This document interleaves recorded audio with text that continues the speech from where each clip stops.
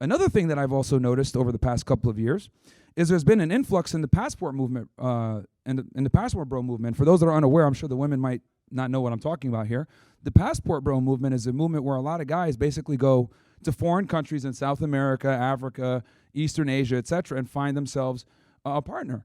And I know some people might say, oh, wow, why are guys doing that? Are they desperate or whatever? Well, these are some of the places where, there's still some remnants of femininity, women that behave like ladies. And the thing is that men don't really care about a woman's education or status. Men are more concerned with a girl that's going to respect them, that follows their lead, that admires them, that it obeys them, right? And I mean, one girl got triggered when I said obey. And I'm like, what, a guy can't give instruction to a woman? It's like, you want me to go ahead and pay the bills and take care of you, whatever, but you're not going to obey me? Like, that's ridiculous. That's slavery. Responsibility without authority is slavery. And I'll be damned if we're going to be slaves to bitches. No, So all I'm telling guys to do is really understand their worth and make women earn it. That's really what it is. And trust me, they'll respect you more for it anyway. So that's what's going on, where these guys are going to these other countries, and it's because Western women have become so insufferable and so difficult to deal with. And again, the numbers are on my side when it comes to this. This is why so many guys go to these different places.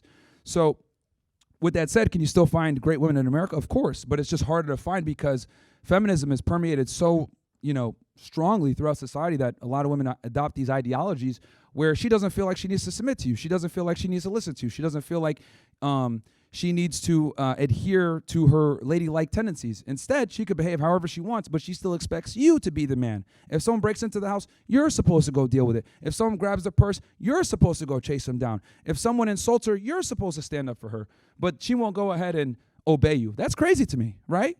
And the example I always give a lot of the times, Donald Trump is the most powerful person right now in the world, right, as the President of the United States. And I find it interesting, when he was in Butler, Pennsylvania, and they shot at him, and he almost got assassinated, he wanted to stay there. He rises up, puts his fist in the air, and he says, fight, fight, fight. He didn't want to leave, right? We all know that Donald Trump has a little bit of an ego, right, which successful men typically have that mindset. He didn't want to leave, but guess what? Secret Service dragged him off. Why? Because even though he's the most powerful man in the world, he still needs to adhere to the people that are responsible for his safety. So they tell him, no, you're leaving, and they pulled him out of there.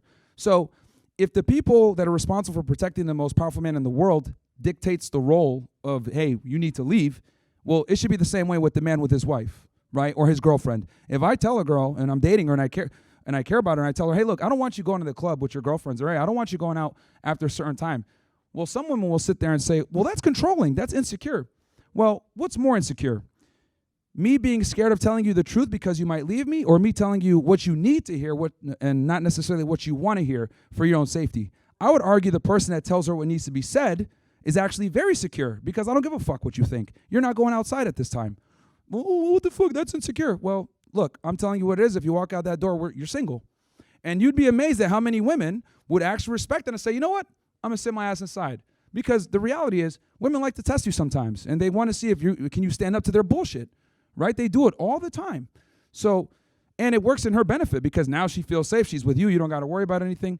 But sometimes you got to be able to put your foot down with women, even though society tells you not to do that, and it's insecure or toxic or controlling. The only thing that's controlling here is me being in control of my life, which means I need a woman that's going to follow my lead, not a woman that's going to come in and create a bunch of pandemonium and do whatever she feels like.